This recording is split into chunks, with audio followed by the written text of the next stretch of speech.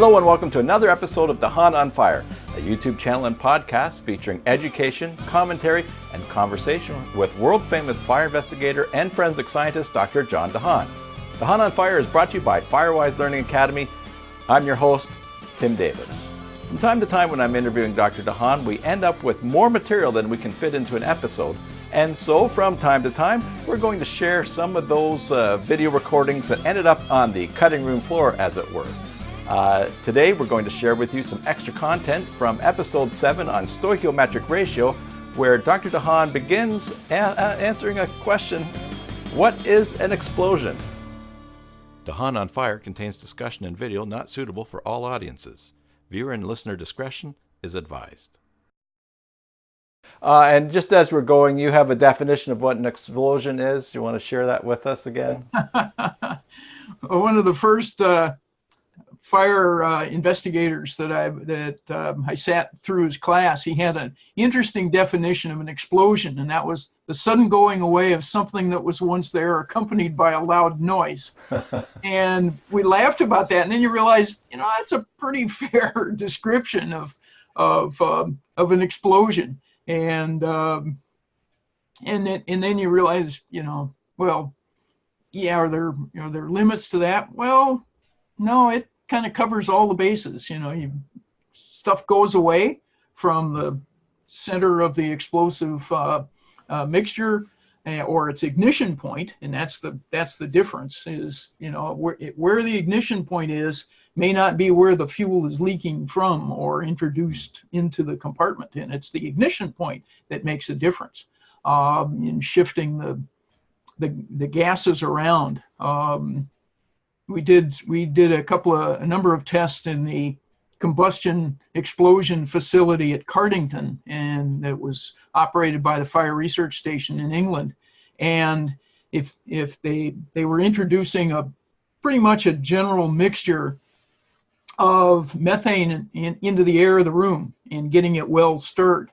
Well, if you ignited that in the middle of the room, you got a nice, beautiful bubble of flame extending out from the ignition source.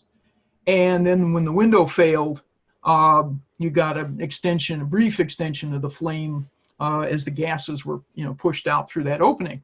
Well, in one test, they had the ignition source, instead of in the middle of the room, on the far wall away from the window.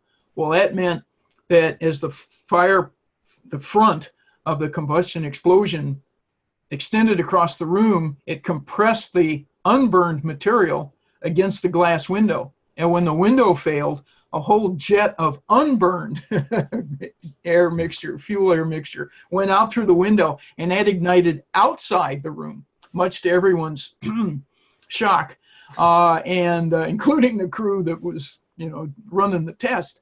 And the pressures developed inside the room. We had pressure monitors throughout the room. The pressures developed inside the room were higher for that explosion from the second failure of the blast coming back in the room from this massive quantity of material that actually ignited outside in a turbulent cloud. So it was really efficient combustion. So it sounds like describing an explosion is a little bit easier than explaining one. Yeah, I really enjoyed the combustion explosion, testing. My thesis was actually on the reconstruction of fires involving highly flammable fluids, and I had anticipated being able to reconstruct actual fire and explosion events.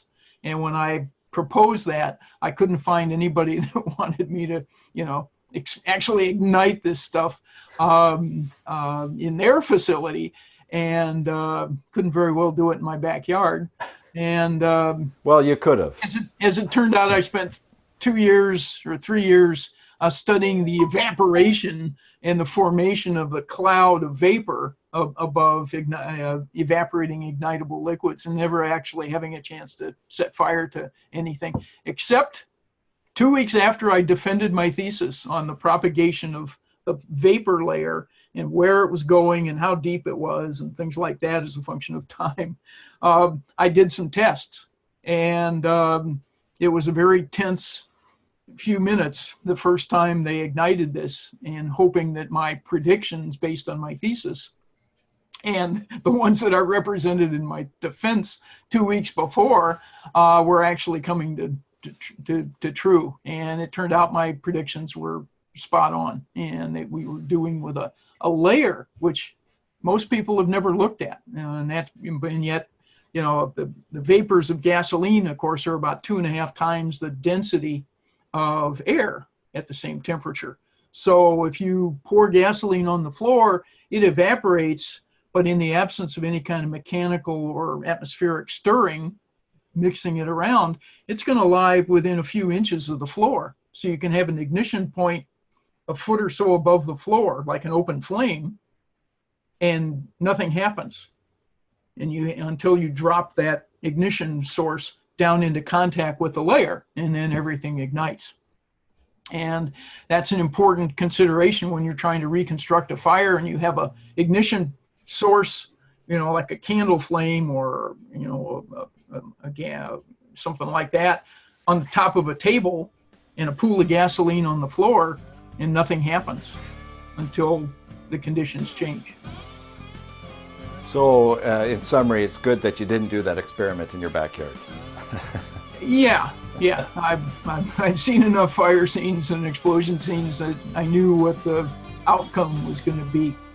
Thanks again for tuning in to DeHaan on Fire, brought to you by Firewise Learning Academy. If you haven't subscribed to the channel, please do so, and ring the bell so you get notifications of new uploads to the channel. Don't forget to set your devices to receive those notifications as well. And if you have any questions for Dr. DeHaan, please email them to questions@dehaanonfire.com. Until the next time, for Dr. DeHaan and Firewise Learning Academy, I'm Tim Davis. See you soon.